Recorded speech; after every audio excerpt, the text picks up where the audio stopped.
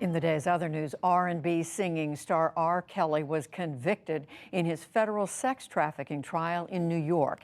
He sat silently with eyes downcast, listening as the jury pronounced him guilty of racketeering and crossing state lines for immoral acts. Afterward, prosecutors said justice was finally done after decades for the young women and girls coerced into sex. No one deserves what they experienced at his hands or the threats and harassment they faced in telling the truth about what happened to them. We hope that today's verdict brings some measure of comfort and closure to the victims. Kelly has been jailed without bail since 2019. He could get 20 years in prison. The number of murders in the United States jumped last year by the most ever recorded. The FBI reports the total rose by 4,900 from 2019, with some cities setting new highs. The increase in homicides roughly overlapped the pandemic and coincided with a sharp rise in gun purchases. President Biden today defended giving booster shots for COVID-19 now that the CDC has approved Pfizer's booster for certain groups. He received his shot at the White House after acknowledging that many poor countries are still waiting for vaccine.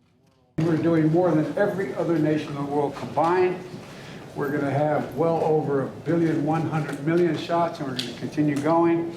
We're going to do our part. We've also given a great deal of funding to COVAX, which is the vehicle that does this.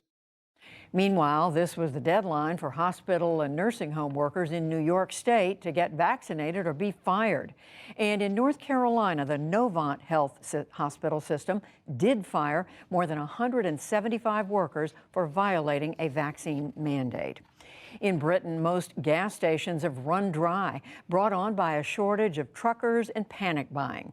Officials blame the pandemic and the departure of many foreign workers after Britain left the European Union. Today, panic buying worsened the shortage, and for a fourth day, long lines of vehicles waited outside gas stations. I haven't been out and panic bought like all the other sheep and idiots.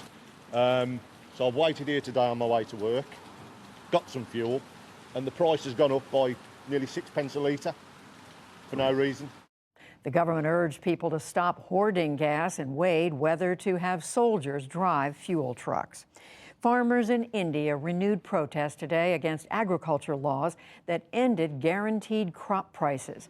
Farmers have camped outside New Delhi for nearly a year, and today thousands crowded highways and blocked traffic. There were similar protests around the country.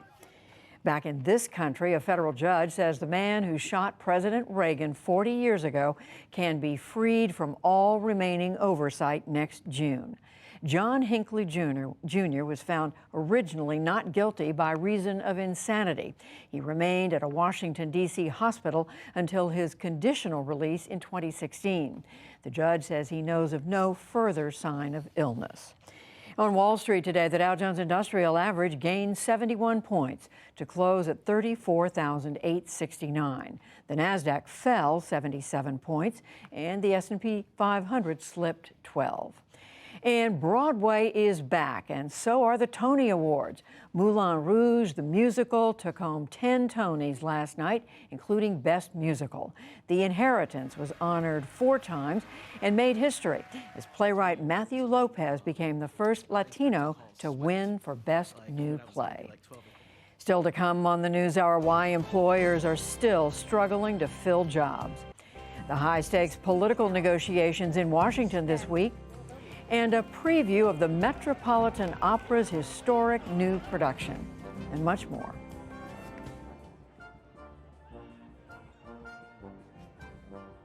CBS NewsHour from WETA Studios in Washington and in the West from the Walter Cronkite School of Journalism at Arizona State University.